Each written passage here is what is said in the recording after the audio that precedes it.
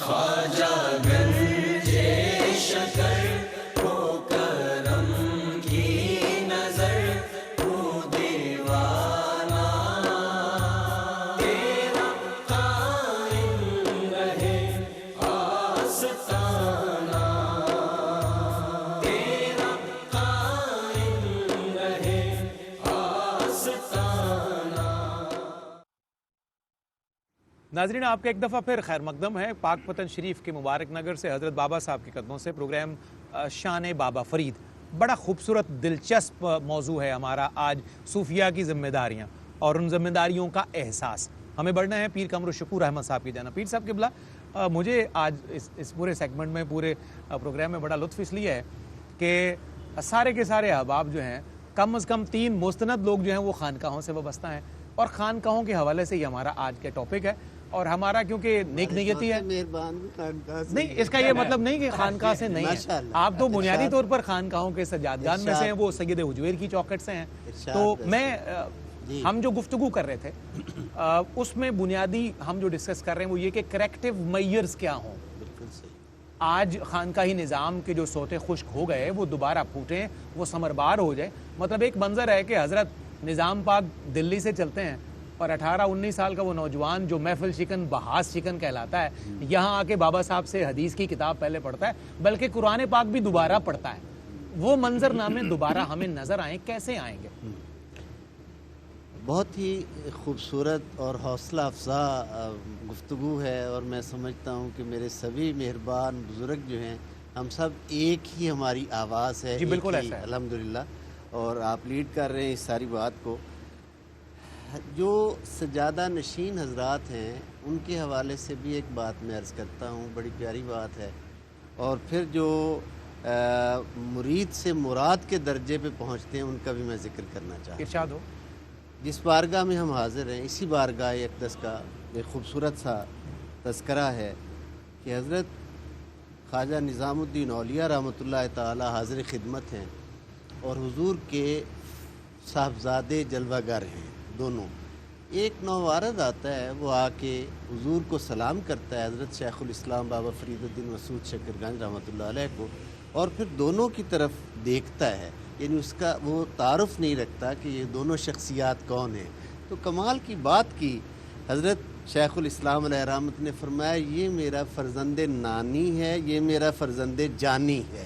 یعنی نانی، نان سے مراد، اس کے ذمے میرا نان و نفقہ ہے، یہ میرا وہ بیٹا ہے، اور یہ میرا وہ بیٹا ہے جو میرا جانی ہے، میرا جان نشین ہے، روحانی جان نشین ہے۔ تو مشائخ کی اولاد مبارک جو ہے اور صاحبزادگان جو ہیں، ان کو تو وہ فیض مل رہا ہے، اور اگر وہ اس فیض کو سمجھیں تو فرزند نانی کے ساتھ ساتھ وہ فرزند جانی بھی بنتے ہیں۔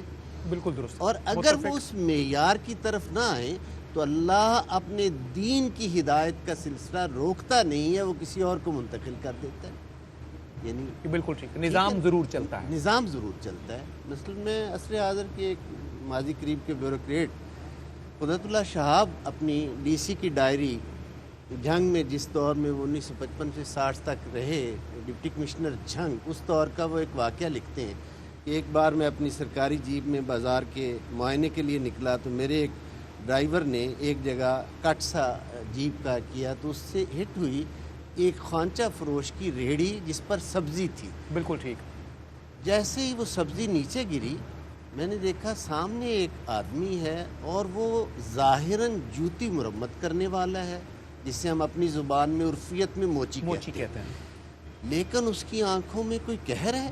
اللہ! قدرت اللہ شہاب صوفیاء سے بہت عقیدت رکھتے تھے، فوراً اپنی گاڑی سے اترے اور جا کر اس کے پاس بیٹھ گئے۔ بابے نے ایک جملہ کہا، سالے تیری قسمت اچھی ہے جو اتر کے آ گیا، ورنہ ابھی ڈی سی پناہ نکال کے رکھ دیتا۔ قدرت اللہ شہاب خود لکھ رہے ہیں، ذرا غور کیجئے۔ عرض کرنے کا مقصد وہ رجال الغیب کی گفتگو بھی سمٹ کے آ گئی اس میں، اس جملے میں، اور باقی گفتگو بھی سمٹ کے آ گئی کہ ڈیوٹی کا سلسلہ کہیں نہ کہیں چل رہا ہے۔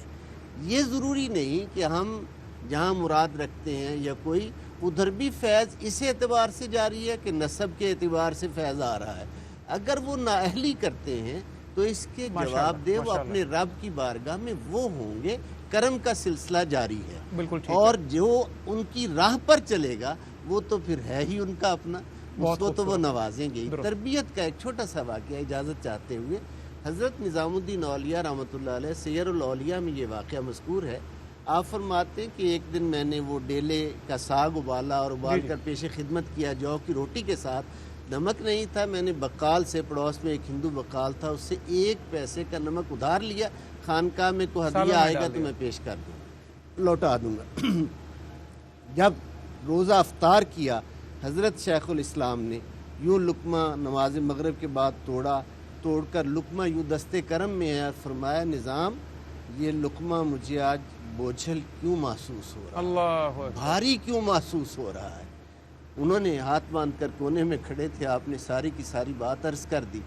حضور نے فرمایا ماشاءاللہ فقیر کے لیے بہتر ہے، قرض لے کر کھانے سے بہتر ہے فقیر بھوکا رہ لے، اور یہ کہتے ہوئے کھانے کا طبق جو ہے کیا وہ آگے احتیاط سے بڑھا پسندی، دیا۔ سبحان اللہ۔ تو یہ ہمارے اسلاف کی شان ہے، یہ ہمارے لیے سبق ہے۔ اللہ مجھے اس کردار و عمل کا فیض عطا فرمائے۔ شکریہ آپ پیر کو صاحب۔ عطا اور ماشاء پیر اللہ۔ صاحب اس پر حضور بابا صاحب کا وہ جملہ نقل ہے کہ فقیراں درویشاں بفاقہ بمیرند ولے برائے لذت نفس قرض نبی گیرند۔ کیا کہنا ہے، اللہ اکبر، اللہ اکبر۔ مفتی صاحب قبلہ، جب ہم کریکٹیو میئرز کی بات کرتے ہیں، خانقاہی نظام کے احیاء کی بات کرتے ہیں، بہتری کی بات کرتے ہیں، تو بعض اوقات ایک تاثر یہ بھی آتا ہے کہ ہم بہت زیادہ کرٹک ہیں، اور شاید ہمارے کوئی ذاتی مقاصد ہیں، یا ہم اپنی پوسٹ کو، اپنے عہدے کو، اپنے منصب کو شاید ایز اے کرٹک بہت زیادہ یوز کرتے ہیں۔ تو میں سمجھتا ہوں اس تاثر کی بھی نفی ہونی چاہیے کہ اس میں ہماری ذاتیات نہیں ہیں، ہم کسی کے مخالف نہیں ہیں، کسی سے ہمارا کوئی معاملہ نہیں ہے، ہم بنیادی طور پر خیر خواہ ہیں اس سارے نظام کے، اور اس خیر خواہی کی دولت کو وہ جو ماضی میں تھی عہد رفتہ میں، وہ شان رفتہ بھی واپس لانے کے خواہش مند ہیں۔ اس پہ آپ اس تاثر کو زائل کرنے کے لیے کیا کہیں گے؟ میں عرض کرتا ہوں، بہترین دوست وہ ہوتا ہے جو تمہیں تمہاری کمزوری اور خامی کی اطلاع دے، بہت اچھا ہے۔ اور جو تمہاری کمزوری اور خامی کو دیکھتے ہوئے اس پہ پردہ پوشی کر کے تمہاری جھوٹی تعریف کرے، اس سے بڑا دشمن کوئی نہیں ہے۔ بالکل ٹھیک، متفق ہیں۔ ہم جتنے بھی میرے بزرگ بیٹھے ہوئے ہیں، ان کی تائید اور سرپرستی جو انہوں نے اس نقطے کی فرمائی، میں نے پہلے عرض کیا کہ ہم اس بات کی طرف متوجہ ہو رہے ہیں یا کر رہے ہیں درد دل کے ساتھ، بڑی بات ہے، حسن نیت کے ساتھ۔ حسن نیت کے ساتھ۔ کیوں؟ حسن نیت اور درد دل کی وجہ اصل میں یہ ہے کہ ہم آپ سب اگلی اور موجود نسل کو اعتقادی، فکری اور عملی اعتبار سے جس فساد میں مبتلا دیکھ رہے ہیں، یہ فساد پرانا نہیں ہے، لیکن فرق یہ ہے کہ جس زمانے میں یہ فساد ہوا، ان کو سنبھالنے والے مالک موجود تھے، کیا بات ہے، اور بڑے وہ سنبھال تگڑے لیتے تھے تھے، ماشاء بڑے اللہ۔ تگڑے تھے، ہاں ہاں ہاں، وہ سنبھال لیتے تھے۔ اللہ اکبر، آج اتنے اب تگڑے رہے پرابلم نہیں۔ یہ ہے کہ مدعیان ہدایت تو ہیں، لیکن اس کے تقاضوں کو پورا نہیں کر پا رہے ہیں، جی درست۔ پہلی بات۔ اور جہاں تک آپ نے اس کے میجرز کو اپ ٹو ڈیٹ کرنے کی بات کی ہے، ہمیں کسی سے پوچھنے کی کیا ضرورت ہے، ہمیں خود سے گڑھنے کی کیا ضرورت ہے۔ ہم قرآن سے رہنمائی لیں، ربنا وبعث فیہم رسولا منہم یتلو علیہم آیاتہ، تلاوت آیات، تعلیم کتاب و حکمت اور تزکیہ۔ ہمیں تو چوتھی چیز کی طرف جانے کی ضرورت ہی نہیں ہے۔ متفق۔ اور میں نے ایک موقع پر یہ بات کی اور بزرگوں نے ستائش بھی کی، اور ظاہر ہے بعض حضرات اس پہ تھوڑا ناراض بھی ہوئے، لیکن بات تو حق کی تھی۔ اگر ڈاکٹر کا بیٹا میڈیکل پڑھے بغیر، MBBS پاس کیے بغیر، وہ اپنے نام کے ساتھ ڈاکٹر نہیں لکھوا سکتا۔ دینی مثال لے لیں، ایک عالم کا بیٹا خود جب تک درس نظامی نہ پڑھ لے وہ علامہ نہیں کہلوا سکتا، وہ قرات کا کورس نہ کر لے وہ قاری نہیں کہلوا سکتا۔ تو مجھ طالب علم کو بھی سمجھا دے کہ پھر اگر یہی معیار ہے تو پھر یہ کیوں نہیں بن پاتے ہیں؟ میری سمجھ میں بطور طالب علم نہیں آیا۔ ٹھیک۔ یہ جو کرم فرما اس کے دعوے دار ہیں، انہیں ماشاء اللہ، اس کا ماشاء اللہ۔ جواب ضرور دینا چاہیے، جی درست۔ اور یہ بنیادی طور پہ گیپ ہے۔ جی ٹھیک, بڑی اس بات سے ہم سارے متفق ہیں تقریباً سارے کہ یہ گیپ, اس گیپ کو ہم نے فل کرنا ہے. سیدنا مہر علی شاہ رحمۃ اللہ علیہ سے پوچھا گیا کہ حضور آپ کا شجرہ مبارک کیا ہے؟ ہائے ہائے سبحان اللہ. بہت خوب. آپ نے فرمایا سید پتر سیال دا, سیال پتر پٹھان دا, تے پٹھان پتر کھرل دا. بھائی زندہ باد مفتی صاحب, حضرت سیدنا ماشاء اللہ ماشاء اللہ. معین الدین چشتی اجمیری علیہ الرحمہ کے ساتھ خواجہ قطب الدین بختیار کاکی کا نسبی کیا تعلق ہے؟ کچھ بھی نہیں. حضرت قطب الدین بختیار کاکی کے ساتھ حضور بابا صاحب غریب نواز کا کیا تعلق؟ اللہ اکبر. حضور بابا صاحب کے ساتھ حضور سیدنا محبوب الہی کا کیا نظام تعلق پاک. ہے؟ نظام پاک کا کیا تعلق ہے؟ نظام پاک کے ساتھ حضور سیدنا نصیر الدین چراغ ماشاء اللہ. دہلوی کا کیا تعلق ہے؟ بنیادی طور پر اس طرف توجہ کرنے کی ضرورت ہے, اس طرف سوچنے کی ضرورت جی ہے. درست ہے ان کو مفتی صاحب, ضرورت ہے بالکل ٹھیک ہے, جو مدعیان ہیں. بالکل ٹھیک. ایک جگہ کسی مجلس میں بات ہوئی کہ جناب وہ فلاں شخص جو ہیں وہ تصوف پہ, روحانیت پہ بہت اعتراض کرتے ہیں اور بہت غلط بولتے ہیں. صحیح. مشائخ بھی کرم فرماتے, تو مجھے کہنے لگے جی آپ جواب دیں. میں نے کہا حضور ان کے وارثان تو آپ ہیں, جواب ہم نے, جواب ہم دیں. چلیے آگے بڑھتے ہیں ہم انشاءاللہ. کیا خیال؟ ٹھیک, درست ہے. ہاں, بنیاد اس کی پھر وہی گھٹنوں پہ ہاتھ رکھتے ہوئے, قدموں پہ ہاتھ رکھتے ہوئے کہ علم کی طرف لائیں. زندہ وہاں باد. سے میں شروعات کریں. اسی نقطے سے آگے بڑھتے ہیں وہاں سے مفتی صاحب. شروعات زندہ کریں. باد.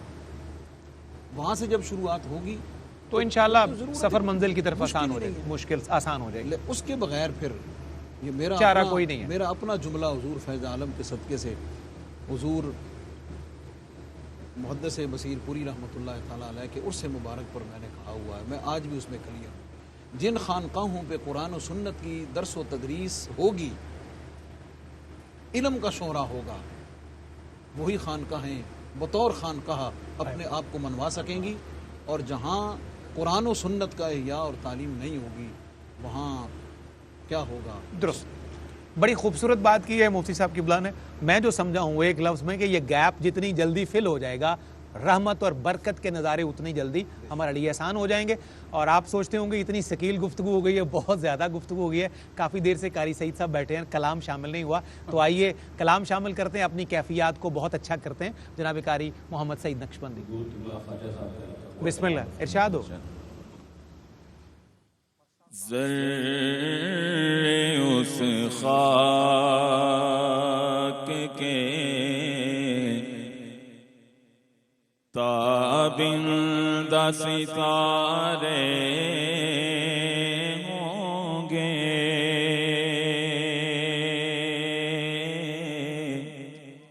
ذرے اس خاک کے, ذرے اس خاک کے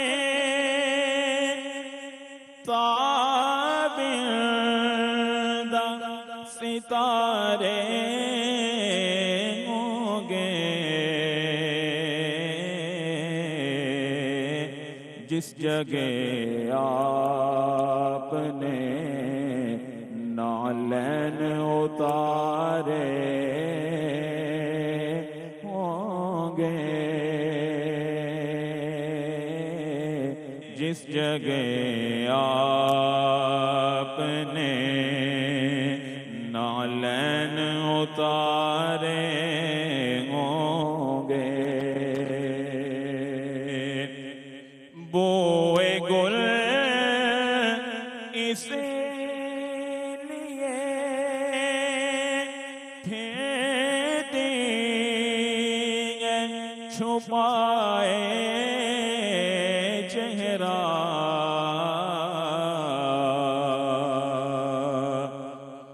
بوئے گل اس لیے پھیرتے چھپائے چہرہ, گیسو سرکار دو عالم نے سنوارے ہوں گے, گیسو سرکار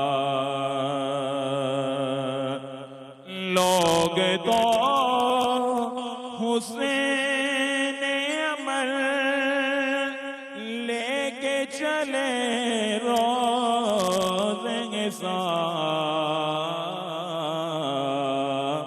سرورا تو فقط تیرے سہارے ہوں گے سرورا تو اٹھ گئی جب تیری جانب وہ کرم بار نظر اس گھڑی قطب تیرے وار نیارے ہوں گے اس گھڑی قطب